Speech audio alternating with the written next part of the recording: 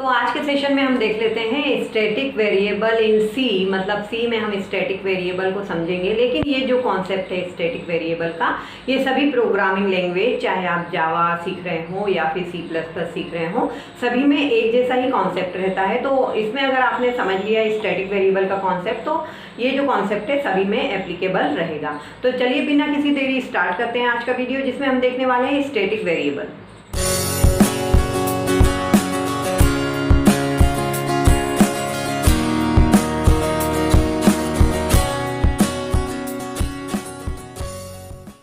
Static variable क्या होते हैं? जो कीवर्ड स्टैटिक के द्वारा डिक्लेयर किए जाते हैं। जैसे हम सिंपल जो हमारे वेरिएबल होते हैं उसे इस तरीके से डिक्लेयर करते हैं, इंट ए, ठीक है। और स्टैटिक कीवर्ड है जो हमारे स्टैटिक कीवर्ड, उससे हम स्टैटिक वेरिएबल बनाते हैं, स्टैटिक इंट ए। अब दोनों में क्या डिफरेंस है? जब ये ए वेरिएबल यहाँ पे डिक्लेयर हुआ, ये ऑटोमेटिक स्टोरेज क्लास में स्टोर होता है, मतलब कहलाया जाता है। ऑटो कीवर्ड आप लगाएं या ना लगाएं, ऑटोमेटिक स्टोरेज क्लास में बाय डिफ़ॉल्ट ये स्टोर होगा। अब स्टोरेज क्लास क्या होती है? ये जो आपकी स्टैटिक है, ऑटो है, रजिस्टर है, एक्सटर्न है, ये सब क्या है? स्टोरेज क्लासेस होती हैं, जो कि हमें ये बताती हैं कि वेरिएबल्स की इनिशियल वैल्यू क्या होगी, वेरिएबल का जो स्कोप है वो क्या होगा, वेरिएबल की लाइफ क्या होगी। तो इस तरीके की इंफॉर्मेशन हमें जो स्टोरेज क्लास है वो देती है। तो जो स्टैटिक स्टोरेज क्लास है, या दूसरे शब्दों में हम कहें कि स्टैटिक वेरिएबल है, उसकी डिफ़ॉल्ट इनिशियल वैल्यू क्या है और उसका क्या एक जो फीचर्स है, जो उसकी लाइफ के बारे में जब हम बात करते हैं तो क्या वो डिफ़र करता है हम बाकी दूसरे वेरिएबल से या बाकी दूसरी स्टोरेज क्लास से, वो हम एक एग्जांपल के थ्रू यहाँ पे देखेंगे। अभी हम इसकी पहले बेसिक समझ लेते हैं कि इसमें क्या इनिशियल वैल्यू रहती है, इसकी स्कोप वगैरह। ये जो हमारा नॉर्मल वेरिएबल है, इसका लोकल स्कोप होता है, इसकी इनिशियल वैल्यू गार्बेज वैल्यू होती है और इसको मेमोरी में जगह दी जाती है, ठीक है। स्टोरेज इसका कहाँ होता है? मेमोरी में होता है।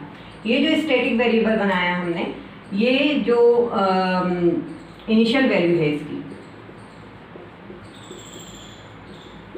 वो होती है 0, गार्बेज वैल्यू नहीं होती, 0 होती है इसकी इनिशियल वैल्यू। अगर आपने कोई इनिशियल वैल्यू सेट नहीं की है तो बाय डिफ़ॉल्ट जो इनिशियल वैल्यू है वो 0 होगी, ठीक है। इसे भी मेमोरी में जगह दी जाती है, मतलब मेमोरी में स्टोर होता है। इसकी स्कोप जो है, कहाँ तक इसे रिकॉग्नाइज किया जाता है ना, किस ब्लॉक तक रिकॉग्नाइज किया जाता है, इसकी स्कोप भी क्या होती है? लोकल। मतलब जिस ब्लॉक में आप इसे स्टोर करेंगे, जिस ब्लॉक में आप इसे डिक्लेयर करेंगे, उसी तक आप इसे रिकॉग्नाइज कर पाएंगे, उसी तक आप इसे एक्सेस कर पाएंगे। अगर आपको स्कोप में कुछ डाउट है तो आप कमेंट सेक्शन में बता सकते हैं, तो इसके लिए भी हम एक नया वीडियो बना सकते हैं।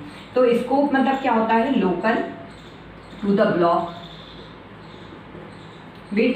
in which it is defined, जहाँ पे इसे डिक्लेयर किया गया है उसी तक इसकी अस्तित्व रहेगा, इसको एक्सेस हम कर पाएंगे, ठीक है। इसके बाहर इसका अस्तित्व नहीं रहेगा। तो ये लोकल होता है, जिस ब्लॉक में आप डिक्लेयर करोगे उसी ब्लॉक तक इसे एक्सेस कर सकते हैं। लेकिन जब इसकी लाइफ की बात करें, ठीक है, इसकी लाइफ की बात करें और इसकी लाइफ की बात करें, अब स्कोप और लाइफ में क्या अंतर होता है? स्कोप का मतलब होता है कि कहाँ तक हम उसे पहचान पा रहे हैं, किस ब्लॉक तक हम उसे पहचान पा रहे हैं। और जो लाइफ होती है वेरिएबल की, मतलब कि उसका जो मेमोरी में स्टोरेज है वो कब तक रहेगा, ठीक है, उसकी लाइफ कब तक रहेगी, ठीक। तो लाइफ इसकी ये होती है वैल्यू ऑफ द वेरिएबल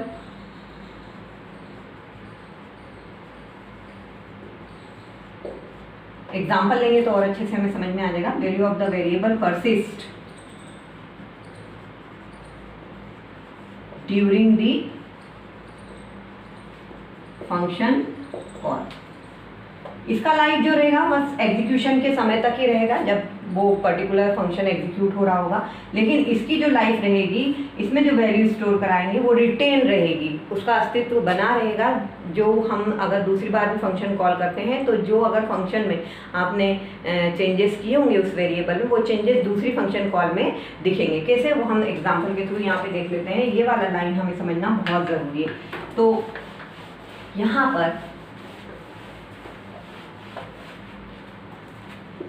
एक प्रोग्राम है जिसमें हम एक फंक्शन बना रहे हैं पहले आप हेडर फाइल इंक्लूड करा लीजिए वॉइड इंक्री नाम से, इंक्री लिख लीजिए या इंक्रीमेंट लिख लीजिए, ठीक है। और यहाँ पे वॉइड मेन में हम इस फंक्शन को 3 बार कॉल कर रहे हैं, इंक्री इंक्री इंक्री, ठीक है। 3 बार मैंने इसे कॉल किया। और जब इसके डेफिनेशन की बात आती है तो यहाँ पे हम इसको डिफाइन करेंगे वॉइड इंक्री। आई होप आपको फंक्शन का पूरा कॉन्सेप्ट क्लियर है। ये होता है फंक्शन प्रोटोटाइप, ये होता है फंक्शन कॉल और ये होता है फंक्शन डेफिनेशन। तो यहाँ पे वॉइड इंक्री, इसके बाद static int a equal to 1, फिर यहाँ पे हमने करा लिया प्रिंट एफ %d और a को यहाँ पे हमने प्रिंट करा लिया और a को हमने क्या कर दिया, 1 से इंक्रीमेंट कर दिया, ठीक है। इसी को यदि हम बिना स्टैटिक वेरिएबल डिक्लेयर करते हुए बनाएंगे तो क्या होगा, कैसे एग्जीक्यूशन होगा।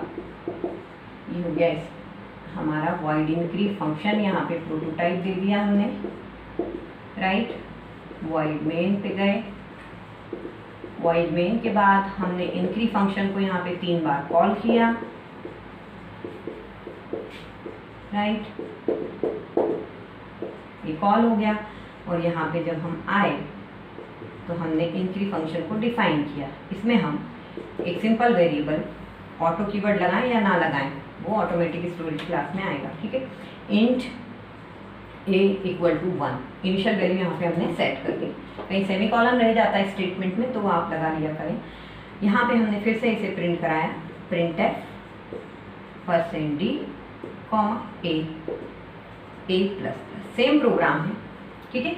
बस यहाँ पे हमने स्टैटिक बनाया है a को और यहाँ पे हमारी ऑटोमेटिक स्टोरेज क्लास को रिप्रेजेंट कर रहा है a, ठीक। अब यहाँ पर क्या हुआ, a की वैल्यू 1 सेट हुई, प्रिंट एफ a, ठीक है, और a प्लस प्लस यानी 1 सेट हुई, 1 प्रिंट होगा। ये जो पहला कॉल है उससे 1 प्रिंट हो जाएगा, 1 क्या हो जाएगा, प्रिंट हो जाएगा और 1 की वैल्यू कितनी हो जाएगी, 2, 1 की वैल्यू 2 हो जाएगी। इसके बाद हमने प्रिंटिंग कराया, इसके बाद हमने क्या किया है, कॉल किया अगेन फंक्शन कॉल हो रहा है तो अगेन कंट्रोल हमारा इस पे जाएगा और इंट a की वैल्यू क्या हो जाएगी, वापस से 1 प्रिंट हो जाएगा अगेन।